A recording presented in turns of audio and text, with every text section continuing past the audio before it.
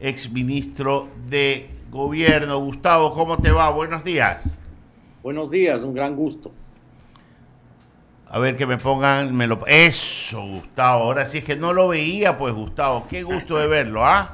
Igualmente, Que tengas un feliz año. No te había tenido la oportunidad de saludarte y deseártelo, ¿no? muchas gracias. Feliz año también. Gustavo, estamos en un momento de quiebre. Al fin, y esta es una opinión personal, al fin un presidente asumió la responsabilidad que tenía que asumir, firmando lo que tenía que firmar y autorizando a quienes debían de autorizar de hacer su trabajo. Y demostrando que por lo menos las 10 primeras preguntas de la consulta popular inicial que presentó se podían resolver simplemente asumiendo una responsabilidad ejecutiva.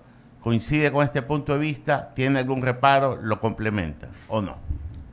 En gran parte sí, creo que es así.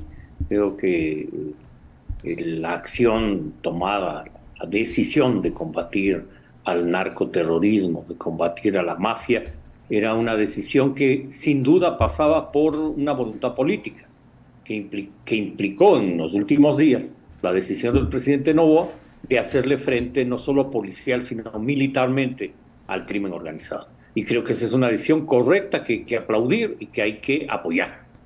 Por otro lado, es verdad que las preguntas, las primeras 10 preguntas enviadas a la Corte Constitucional, podrían incluso ser aprobadas algunas de ellas por la Asamblea, otras ya están en la reforma, pero que además de eso, o eso es insuficiente si no hay una voluntad de combate firme al crimen organizado. Y creo que lo que ha hecho el presidente con el decreto 111 es precisamente, diría, tomar el toro por los cuernos y enfrentar al narcoterrorismo con todo el peso del Estado, con el uso legítimo de la fuerza y con el uso de toda la capacidad del Estado, militar, policial y jurídica para combatir al narcoterrorismo. Gustavo, se reclamaba una instancia de unidad nacional. Usted que ha ejercido altas funciones y que tiene mucha más experiencia política de la que yo podría tener, quería comentarle lo que yo observé el día que se puso la puesta en escena en las escalinatas de Carondelet cuando salen el jefe del Comando Conjunto, secretario de la Administración, ministro de Defensa, si a eso se puede llamar ministro de Defensa, y la ministra de Gobierno. Mi puesta en escena hubiera sido diferente. Mi puesta en escena hubiera sido el mismo presidente de la República con los jefes de todas las funciones del Estado y el alto mando militar, pues eso significaba unidad, que se ha venido demostrando de a poco con acciones de la Asamblea, de a poco con tibios mensajes de la Corte Nacional de Justicia, pero que en términos generales no veo la cohesión todavía, como la hubo en el 95, para enfrentar un tema de unidad nacional como fue la guerra del CENEPA. Su comentario. Sí, creo que el hecho de que los voceros del anuncio fueron básicamente el comandante general de las Fuerzas Armadas y de alguna manera el secretario de Comunicación es insuficiente. ¿Por qué? Porque las otras funciones del Estado no estuvieron presentes y no estuvo presente el presidente de la República, que de todas maneras un mensaje de él le daría al país serenidad, certezas. Y creo que esta es una responsabilidad de todas las funciones del Estado. El combate al narcoterrorismo es responsabilidad del Ejecutivo, sin duda, pero también del Legislativo, de la función judicial y de los llamados otros poderes, aunque realmente no lo son, pero debían estar presentes. Debía estar presente el presidente de la Corte Nacional de Justicia, sin duda, el presidente de la Asamblea Nacional, y no solo ellos, también la fiscal general de la Nación, creo que es muy importante por el rol que ha jugado en destapar los vínculos del narcotráfico con jueces, fiscales y dirigentes políticos. Gustavo, probablemente lo que voy a decir no es nada político, pero hasta ahora hemos ido coincidiendo, pero todo esto necesita de alguna manera un financiamiento especial. Al tener un estado de guerra, un estado de excepción, el presidente tiene la capacidad de generar algún tributo, aunque políticamente no sea conveniente, pero Gustavo, si no tenemos ni para pagar sueldos, ya algo hay que hacer para financiar este tema y no puede seguir haciendo lo que está haciendo, que no digo que esté mal, pero no es lo que en primera instancia va a dinamizar la economía, sino que va a cambiar un concepto de gestión pública con respecto a las asociaciones público-privadas y darle facilidades al sector privado, ya que las dificultades se las da la delincuencia y el terrorismo. Entonces, ¿cree que es el momento que esta unidad genere alguna suerte de algún tributo para financiar específicamente estas actividades de control del terrorismo, o usted lo ve que no es necesario? Es absolutamente necesario. Creo que es insuficiente la cooperación internacional, que la va a haber, pero que no es suficiente para hacer frente a los gastos que va a implicar esta acción, estas acciones. En ese sentido, plantearse un tributo pequeño donde todos arrimemos el hombro, el que menos tiene y el que más tiene proporcionalmente. ¿Qué quiero decir esto? Que quien tiene utilidades anuales mayores a $100,000 anuales, utilidades brutas, si fuera del pago de impuestos, pague el 1%. Quien que tiene utilidades mayores a $1,000,000 anualmente pague 2%. El que tiene utilidades mayores a $10,000,000, 3%. El que tiene utilidades mayores a $100,000,000, 5%. A nadie le va a empobrecer esto, pero esto va a implicar recursos para hacer frente a la guerra, al menos parte de ellos. No, con eso tampoco se va a cubrir todo, por eso es indispensable la cooperación internacional. La reunión de ayer en la mañana del presidente de la República con el cuerpo diplomático es muy importante porque muchos países ya han planteado su voluntad de cooperar. Este es un momento en que hay que pedir cooperación a todos los países del mundo. Gustavo, hasta ahora vamos coincidiendo y mire que yo no tengo la experiencia que usted tiene, pero creo que nos gobierna el sentido común y un poco la lectura de lo que está pasando y los signos de los tiempos. Y vamos al cuarto punto, antes de pasarle a Bolo. A mí me preocupa mucho la juventud del gabinete. Me preocupa mucho. Y no porque tenga nada en contra de la juventud. Es más, estoy a favor de la juventud. Tengo hijos y tengo hijos que se mueven muy bien en lo que están haciendo. Pero una suerte de corrupción es aceptar cargos para los que uno no está preparado. Y no concuerdo con determinadas nominaciones porque falta aquella prudencia que, y aquí va la pregunta, Gustavo, que se necesitó el día en que los terroristas tomaron el canal de televisión. En mi criterio, debió haberse cortado la señal de todos los medios que estaban transmitiendo y haber emitido una señal única para evitar el terror social que se generó en el país y que generó algunas muertes innecesarias, pues de haber operado la prudencia y generado la calma, lo más probable es que no se hubiera generado la conmoción social que se generó. Su opinión en base a su experiencia, Gustavo.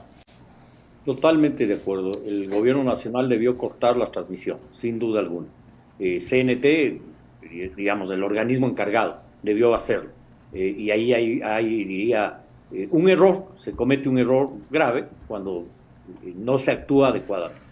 Es verdad que esa transmisión generó terror, generó que gente salga desesperada a las calles, que se sienta insegura, que se sienta con miedo. El terrorismo logró su objetivo, que fue aterrorizar al país en el transcurso de la tarde del día de anteayer. Creo que si el Estado hubiera actuado adecuadamente, eso no hubiese pasado, porque emitías una transmisión o lo sacabas del aire y punto. Eso debió hacerse con la celeridad que requiere estos casos. De acuerdo contigo, si a uno le contratan para pilotear un avión y uno no es piloto, lo que debe hacer es no pilotear el avión, es decir, no sirvo para esto. Pero claro, hay gente que acepta puestos por vanidad, por no sé qué, vanidad creo yo, y absurdo. Entonces sí, creo que hace falta mayor conocimiento. No es un tema de edad, la madurez es un tema de conocimiento y de tener claras las cosas. Si alguien conoce el tema y tiene claridad, no importa la edad. Pero es verdad que una buena parte del gabinete tiene limitaciones por falta de conocimiento del área específica que ejerce funciones. Se requiere conocimiento, se requiere experiencia y se requiere claridad. Mira, pongo un ejemplo muy simple. El Ministerio de Deportes, que está conducida por una persona seria, interesante, pero debe tener más claridad. Si el problema fundamental de nuestro país es la inseguridad y esta se provoca en las zonas más pobres del país, en las zonas abandonadas por la no presencia del Estado, ahí hay que tener presencia en deporte, en educación, en salud pública, en actividades artísticas y culturales. Los ministros deben estar trabajando eso, porque parte de una lucha integral contra el crimen organizado es trabajar con los sectores más vulnerables, porque ahí ha penetrado el crimen organizado, ha reclutado adolescentes y jóvenes que no tienen esperanza, porque nuestro país no les ha dado esperanza. Y darles esperanza implica intervención del Estado, y eso requiere claridad. Y es una parte no menos importante de lo que hay que hacer paralelamente al tema de seguridad. Pues acabar con el terrorismo es una parte de la moneda, y la otra cara de la moneda es recomponer el tejido social que tanto se repite, pero que poco se hace. Le paso a Enrique San Martín, Gustavo, y un gusto de poderte haber entrevistado. Le paso a... Igualmente, muchísimas gracias, un abrazo. Gracias, Ramiro. ¿Cómo está, ministro? Usted precisamente fue ministro de Gobierno y Policía, y mi pregunta es, en estos casi 40 años, ¿cómo pudimos llegar en estos momentos a tener 22 bandas, delincuencia organizada, los denominan? Usted, cuando ejerció el cargo de ministro de Gobierno y Policía, ¿ustedes veían venir esta situación? Porque, créalo, en un momento determinado estaban ahí, pero saltan, como se dice, al escenario, y la verdad, hay, entiendo, 2 o 3 carteles mexicanos, pero esto no es de ahora. O sea, pregunto, ¿había algún tipo de señal, de indicio de lo que podía acontecer acá en el país? Hace 16 años que yo fui ministro de gobierno. Existían bandas de crimen organizado, existían pandillas, existía narcotráfico.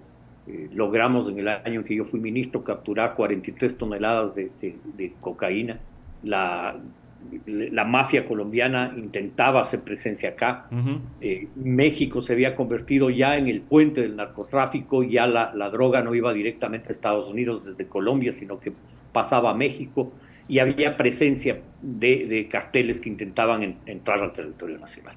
Se combatía con energía, con fuerza, pero sin duda no es comparable a lo que hoy existe. Claro. Es decir, el crimen organizado ha crecido desproporcionadamente porque la acción del Estado se ha debilitado en el combate al narcotráfico, se ha debilitado en el combate al crimen organizado. Es más, los grupos criminales aprendieron una lección, que es que en algún momento de su vida van a estar presos, y resolvieron convertir las cárceles en su cuartel general, y operan desde las cárceles. Ahí operan algunos de los jefes de la mafia, los capturados, y el Estado perdió el control de las cárceles. Básicamente esa pérdida de control también tiene que ver con la absurda política de no existir rehabilitación social, de no existir control de los centros de rehabilitación social. Se perdió el control. Al perderse el control, quienes pasaron a mandar fueron los jefes de la mafia. En este sentido, el Estado tiene que recuperar el control de las cárceles lo más pronto posible. Y recuperar el control implicará, en este periodo de guerra, la militarización de los centros de rehabilitación social. Hay que construir nuevos centros pequeños, no estas cárceles gigantescas que han permitido o que han sido también parte del problema por una inadecuada política. Exministro, ¿usted cree que ahora, con este espaldarazo que dio la Asamblea Nacional ayer al gobierno, de alguna manera haya algún acuerdo? Al menos en la parte política lo estamos viendo, pero digo, que pueda sostenerse, que pueda ser largo para poder planificar en el tiempo, y que no sea simplemente el motivo de la crisis para luego mañana más tarde volver a lo mismo de siempre, y con lo cual terminamos siempre criticando a la Asamblea Nacional y al gobierno de turno. Ojalá y espero que este acuerdo y esto que desafortunadamente nos pasa, pero creo y estoy convencido de que vamos a salir, sirva de alguna manera para consolidar lo que siempre se está pidiendo, la unidad de los ecuatorianos. ¿Cuál es su visión al respecto?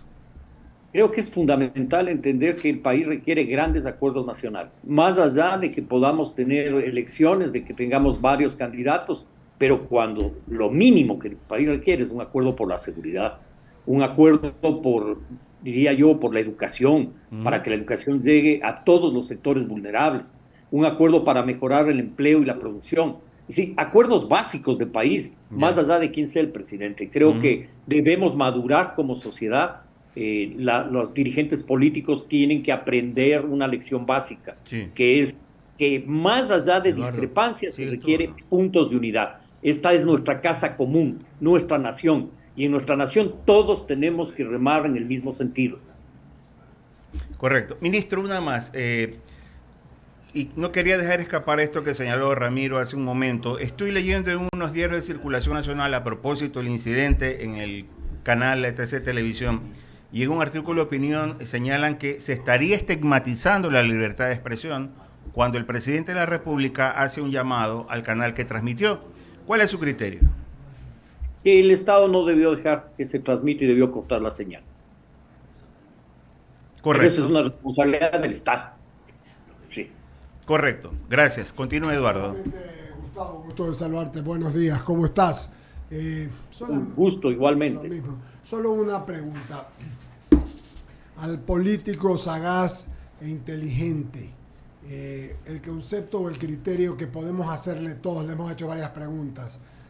¿Cómo ayudamos o cómo ayuda la política y los ecuatorianos a que podamos salir adelante, Gustavo? ¿Qué debemos hacer? ¿Cuál es nuestra función? Eduardo, normalizar la vida, normalizar la producción, normalizar nuestro trabajo, no hacer el juego al narcoterrorismo, no difundir noticias falsas. Por ejemplo, el día del anteayer circuló una supuesta toma del metro de Quito y esto aterrorizó a la gente en la ciudad de Quito y la gente empezó a salir de sus trabajos desesperada. Además, obviamente, se habían tomado el canal de televisión, este comando armado del narcoterrorismo. Pero difundir este tipo de noticias lo que genera es pánico. Y el objetivo del terrorismo es generar miedo y pánico. Ahí crece, ahí se fortalece. Por lo tanto, no difundir noticias falsas, no hacernos gala de las acciones del crimen organizado. Al contrario, llamar a la paz, a la calma, a la serenidad. Creo que esa es nuestra responsabilidad como ciudadanos todos. Apoyar las acciones de nuestra Policía Nacional, Fuerzas Armadas, Fiscalía del Estado, que lo están haciendo bien. Es más, creo que la reacción del crimen organizado se debió a dos factores. Primero, el destape del caso Metástasis, que quieren esconderlo y encubrirlo. Y segundo, la decisión del gobierno de movilizar a los jefes del narcotráfico a cárceles de alta seguridad. Creo que esto generó y gatilló la acción brutal de los grupos de la mafia organizada. En este sentido, podemos hacer mucho las fuerzas políticas, que es unidad, que es sensatez, que es apoyo a las acciones que en este momento lleva adelante el gobierno nacional. Querido Gustavo, agradecerte, mandarte un abrazo a nombre de 99 y gracias por tus siempre claros y señeros conceptos. Muy amable, querido amigo, muy amable. Eduardo, un fuerte abrazo y feliz año. Lo mismo para ti. Ok, Bolo, Diego, tenemos que pagar, me parece que tenemos que pagar un corte comercial. Vamos a abrir espacio en las menciones publicitarias, por favor. Bueno, nos decimos, vive en Narcisa Club, urbanización privada con seguridad 24 horas.